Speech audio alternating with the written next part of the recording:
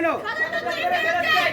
আমার বাবার দোষ। আমরা চাই আমাদের বাবাদেরকে যারা অন্যায়ভাবে অভিযুক্ত করে মিলে বদলি করেছে, আমরা চাই আমাদের বাবাদেরকে আবার যার যার স্থানে ফিরে আনা হোক, সদর দপ্তরে ফিরে আনা হোক। আমরা এটাই চাই। আমার বাবার চাকরি ফেরত চাই।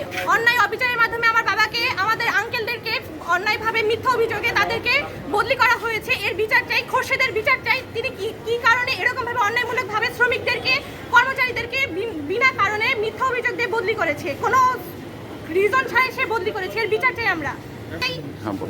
বাবার চাকরি ফেরত চাই। আমাদের বাবাদেরকে, আঙ্কেলদেরকে বিনা কারণে মিথ্যা অভিযোগ দিয়ে চাকরিচ্যুত করা হয়েছে, অনেককে চাকরিচ্যুত করা হয়েছে, অনেককে বদলি করা হয়েছে এবং দূর দূরান্তে মেলে বদলি করা হয়েছে কোনো কারণ ছাড়া। তারা বিগত 20 থেকে 25 বছর যাবৎ সদর দপ্তরে চাকরি করেছে, কোনো অন্যায় অভিযোগ ছিল না। তারা নিষ্ঠার সাথে, সততার সাথে কাজ করেছে। কিন্তু কিছু মানুষ যারা দুর্নীতির সাথে জড়িত ছিল, তাদের দুর্নীতি, তারা ফ্যাসিবাদী ছিল, তারা তাদের কাজ হাসিল করতে পারবে না। আমার বাবারা যদি তাদের সততার মাধ্যমে প্রতিবাদ করে, তার জন্য তাদেরকে বদলি করা হয়েছে। এর বিচার চাই আমরা। কেন করা হলো?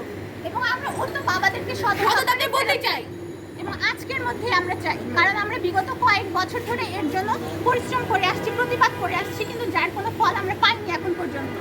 20 সাল থেকে এরকম শুরু হয়েছে, এরকম কি 15 সালের দিকে অনেককে চাকরিচ্যুত করা হয়েছে তখন। আর 3 জনকে চাকরিচ্যুত করা হয়েছে, বদলি করা হয়েছে।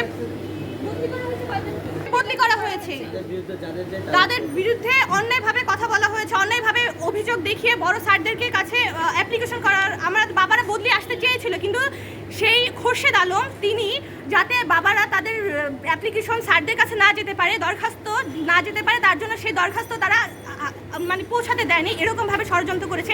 আর তিনি ছিলেন একজন অবৈধ নির্বাচনকারী, অবৈধ নির্বাচনে নির্বাচিত। সে বিগত 1 যুগ যাবৎ এখানে নির্বাচিত না হয়ে সে অন্যায়ভাবে কিভাবে যে শ্রমিকদের ইউনিয়নের সভাপতি হয়ে কাজ করেছে, সেটাই আমাদের বিচার চাই যে কীভাবে এরকম অন্যায় করতে পারলো। এতদিন বাংলাদেশ দুর্নীতিগ্রস্ত ছিল, তার কারণে হয়তো সেই এই কাজ চালিয়ে যেতে পেরেছে, কিন্তু আমরা চাই না এই সুশীল বাংলাদেশে, এই স্বাধীন বাংলাদেশে আর কখনো এই দুর্নীতি হোক।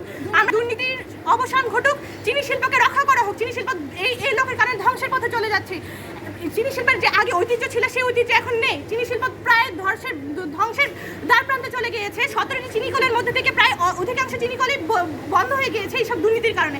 আমরা এর বিচার চাই। ছিলেন হচ্ছে গিয়ে ইলেকট্রিশিয়ান ফোরম্যান, যার হচ্ছে গিয়ে তার হচ্ছে ইউনিয়নের সভাপতি ছিল, কিন্তু অবৈধ ভোটে তিনি ছিলেন, শ্রমিক লীগপতি ছিলেন, কিন্তু সে ইলেকট্রিশিয়ান ফোরম্যান। তার চাকরির যে জয়নিং এর যে অ্যাপয়েন্টমেন্ট লেটার, সেখানে তার ভুল ছিল, কারণ সে হচ্ছে কি 8ম শ্রেণীর ছিল, কিন্তু তিনি এই যে হয়েছে, তিনি যে সভাপতি হয়েছে, তার সে অবৈধভাবে তার কাগজপাতিগুলো ঠিক করে ফেলেছে। তার নামে যারা বদলি করতে, তার বিরুদ্ধে কথা বলতে গেলে তাকে বদলি করা হতো, চাকরিচ্যুত করা হতো। এর বিচার চাই আমরা।